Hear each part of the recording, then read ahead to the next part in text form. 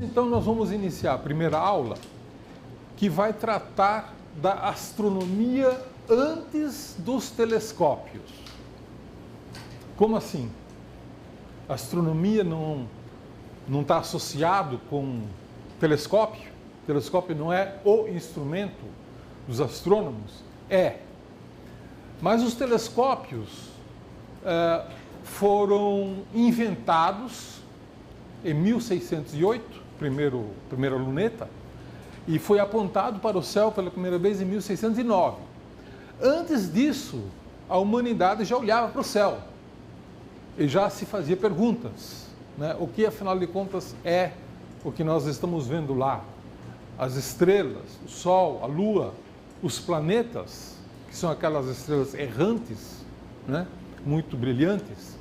Então, a humanidade se fazia sempre essas perguntas e, curiosamente, todas as civilizações tinham uma interpretação sobre o céu, sobre o que era o céu e sobre como este céu interferia ou não nas nossas vidas, né?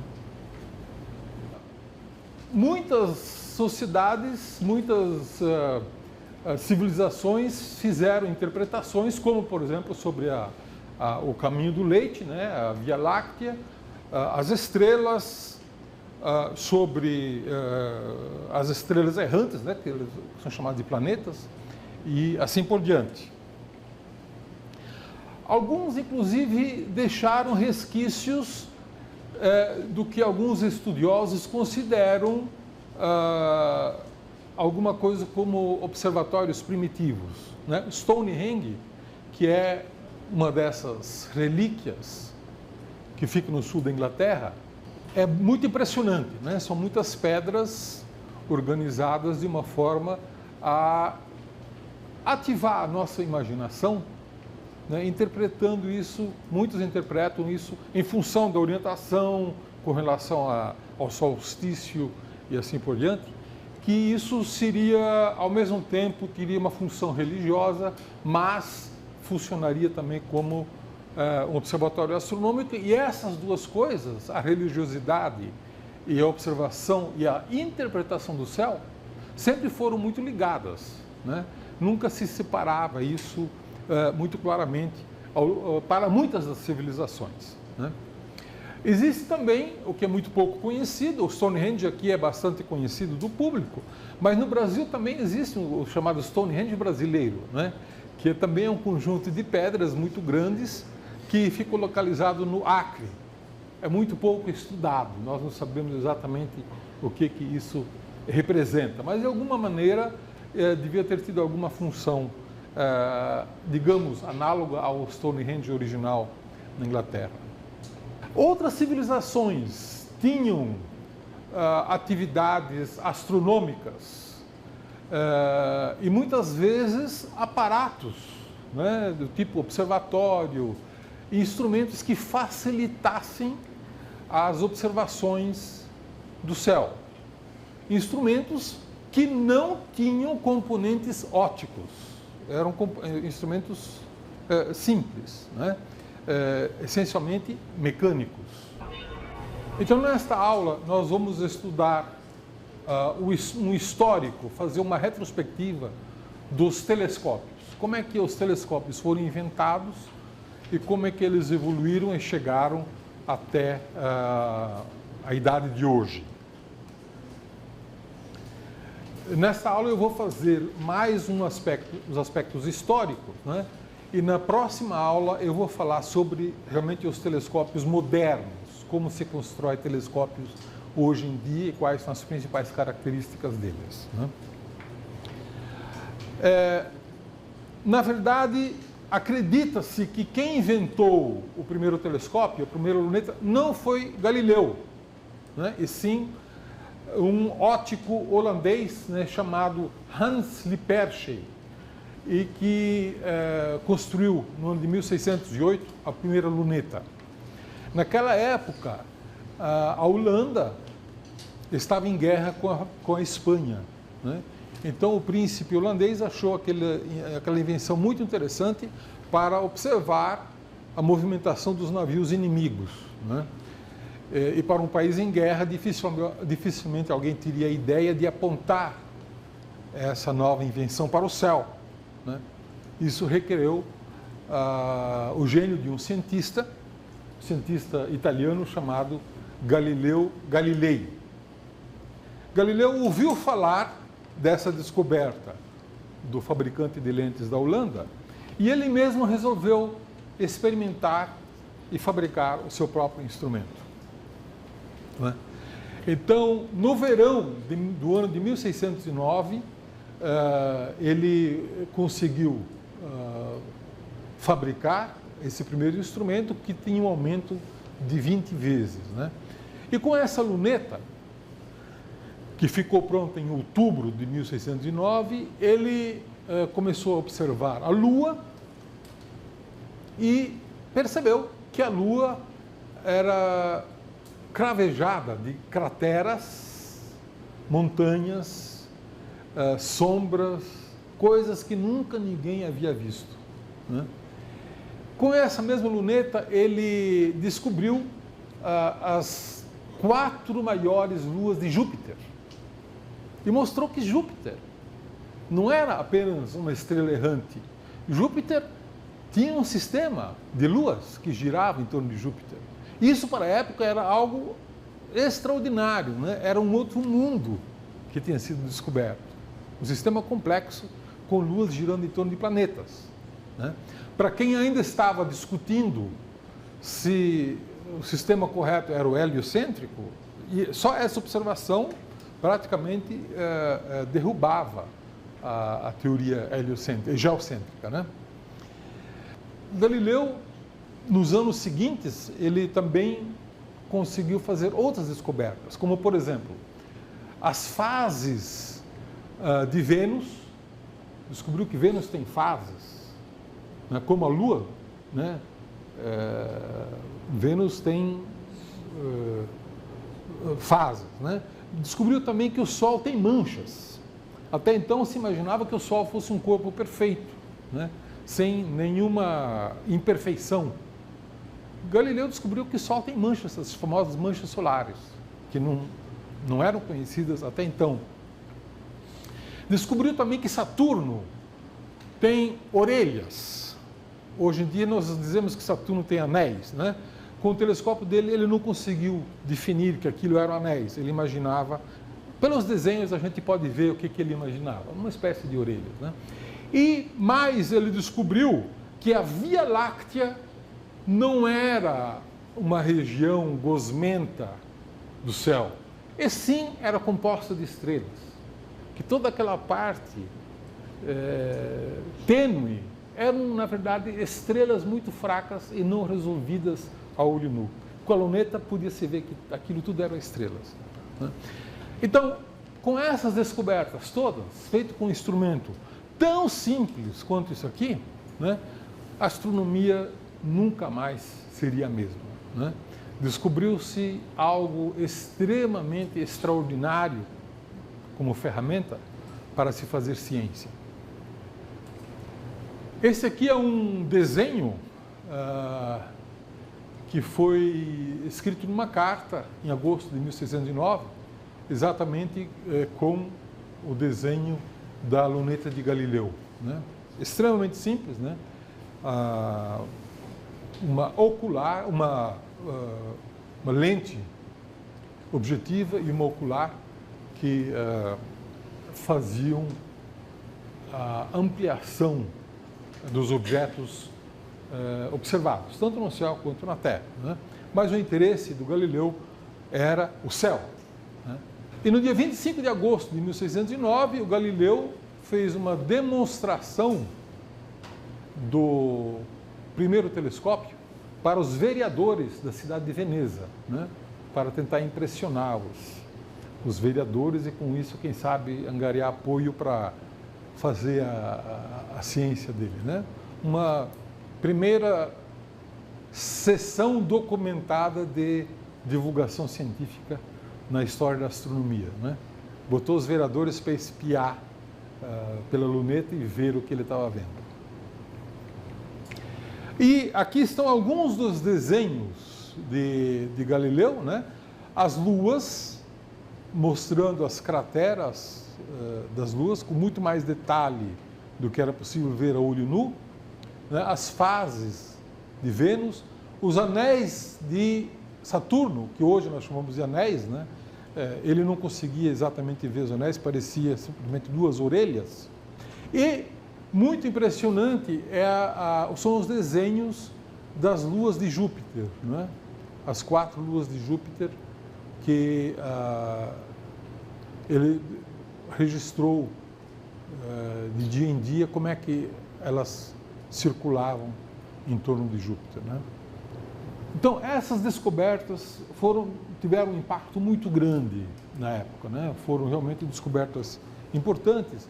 E a partir daí, começou-se a aperfeiçoar esse instrumento, a luneta, com objetivos científicos, né? O próprio Kepler se dedicou a isso, estudou a ótica para aperfeiçoar os instrumentos ópticos, né? E a partir daí também começou-se a usar 2 tipos de instrumentos. Isso é uma coisa muito importante. Um instrumento baseado em lentes, onde a objetiva é uma lente, portanto, um refrator. Esse aqui é baseado em refração da luz produzido pela lente, a luz que vem das estrelas, e a lente focaliza a luz aqui num foco, né? Chamado de refrator. Mas logo se desenvolveu também os refletores. Os refletores são baseados em espelhos. A luz das estrelas bate no espelho primário e este focaliza a luz aqui para o foco. Então você tem um espelho que produz a focalização da luz, né? Então, esses chamados de refratores baseados em lentes e refletores baseados em espelhos. Muitas vezes, os refratores também são chamados de lunetas e os refletores chamados de telescópios. Essa, basicamente, é a separação, a diferença entre uma luneta e um telescópio. O telescópio tem um espelho e a luneta tem uma lente. Tá? Tão simples quanto isso.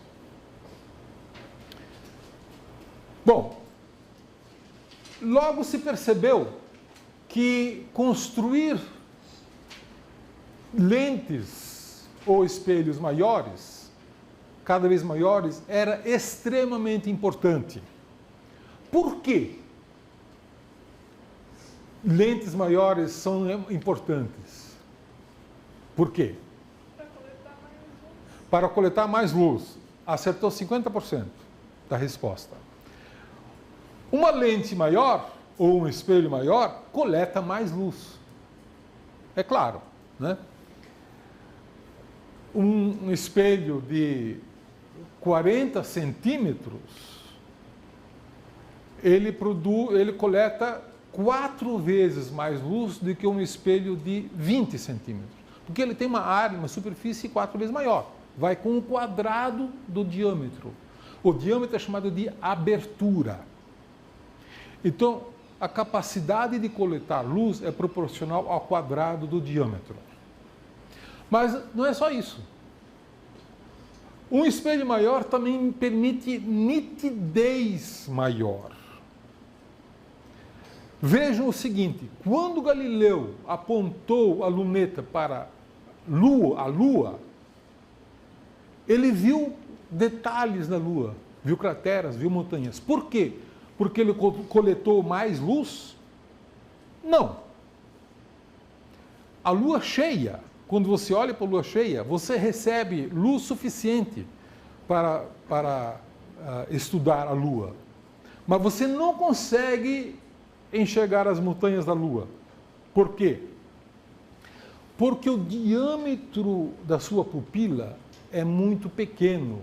E existe um fenômeno da física que se chama difração, que diz que você não consegue uma resolução boa com um instrumento muito pequeno.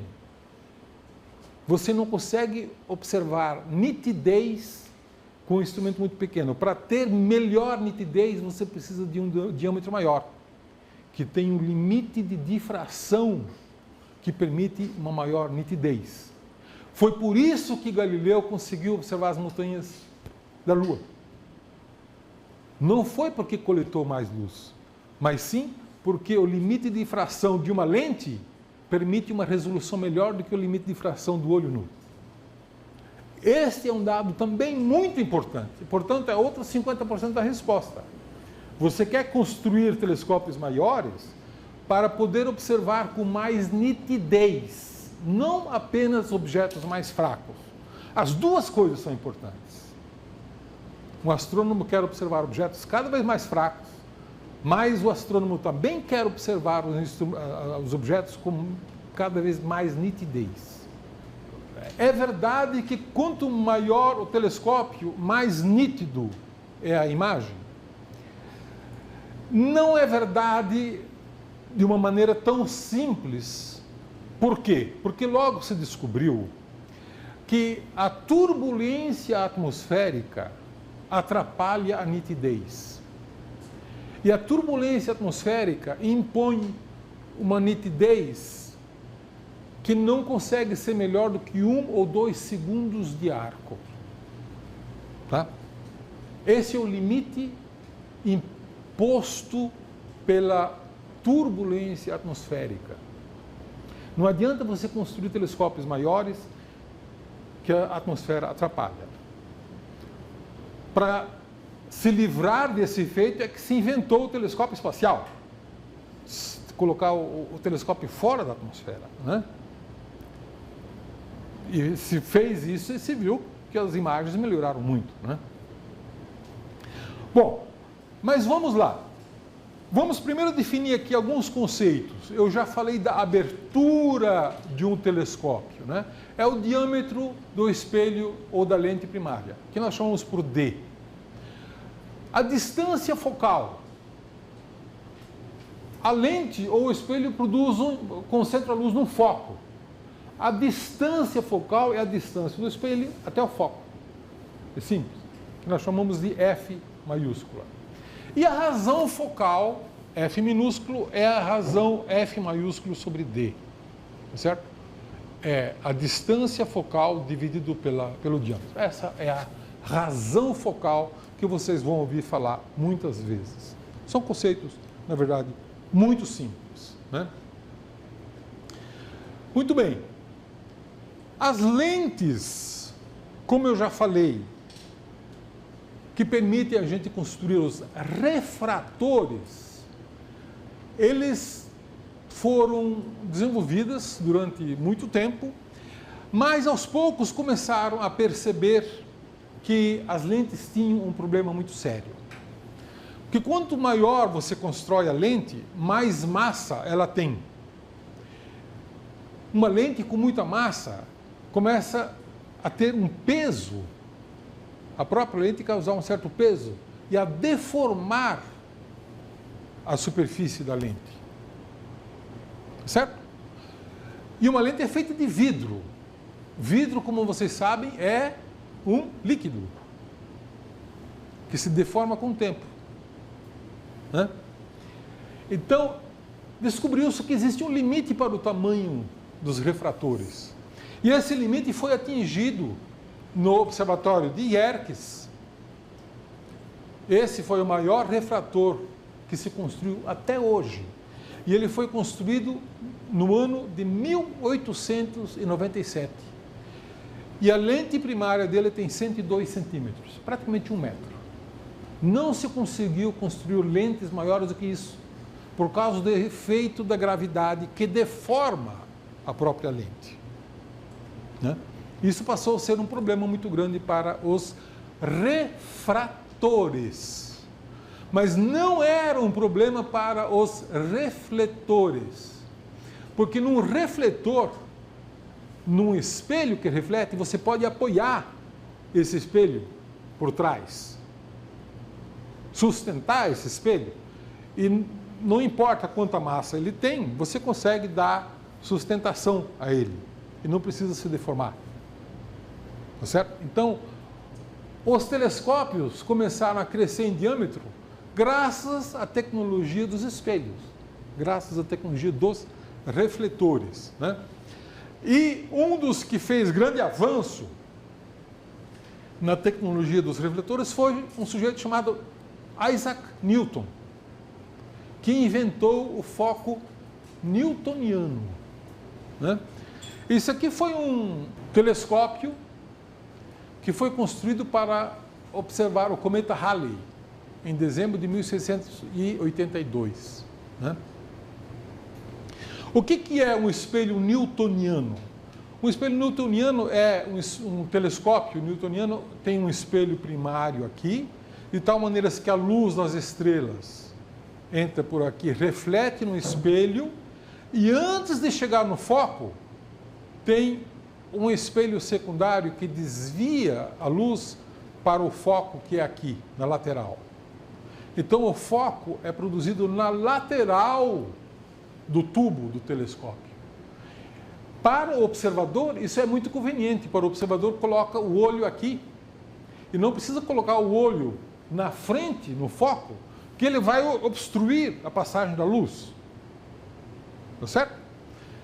Então, essa invenção do Newton foi bastante interessante, porque facilitou realmente o uso dos telescópios refletores, com esse truque de fazer o telescópio lateral. E esse truque é conseguido graças a esse espelhozinho aqui de 45 graus. Um espelho de 45 graus que joga o foco para fora do feixe. E aí você pode colocar o olho aqui e não atrapalhar a visão. Este é o foco newtoniano. Foco newtoniano. Que é uma técnica usada muito pelos amadores até hoje, né? Porque facilita a observação visual. Os astrônomos profissionais não conseguem usar esse foco newtoniano. Por quê? Porque na astronomia profissional você não coloca o olho para observar, você coloca um espectrógrafo. Espectrógrafos hoje em dia pesam 1 tonelada facilmente, né? Imagina você pregar 1 tonelada aqui, nesse lugar, você desequilibra completamente o instrumento. Então você não consegue produzir um instrumento equilibrado, colocando um instrumento de grande peso no foco newtoniano, né? Para isso se inventou então um outro foco, que é foco Cassegrain, do qual eu vou falar daqui a pouco, né? Os telescópios, os refletores, eles tiveram muito desenvolvimento, grandes avanços, e com esses avanços foram descobertas muitas coisas importantes. E um dos principais construtores desses telescópios refletores foi um sujeito chamado William Herschel, né? Esse William Herschel, ele construiu diversos telescópios. Um deles foi esse grande telescópio que media 12 metros, o tubo dele mediu 12 metros, e para operar esse telescópio requeria no mínimo 3 pessoas para girar e movimentar o telescópio para poder apontar para o objeto que ele queria apontar. Mas ele se dedicou com grande afinco ao estudo e fez descobertas realmente muito importantes, né? Ajudado também muito pela irmã dele, que também era uma astrônoma, Caroline, que foi aparentemente uma pessoa extremamente importante.